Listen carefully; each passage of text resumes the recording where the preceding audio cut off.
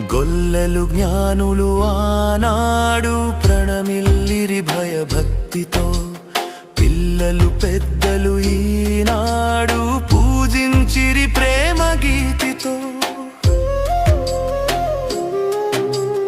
గొల్లలు జ్ఞానులు ఆనాడు ప్రణమిల్లిరి భయభక్తితో, పిల్లలు పెద్దలు ఈనాడు పూజించిరి ప్రేమ గీతితో. జయనాదమే ఈ భువిలో ప్రతిధ్వనించెను ఆదివిలో, జయనాదమే ఈ భువిలో ప్రతిధ్వనించెను ఆదివిలో. ఇది శుభోదయం.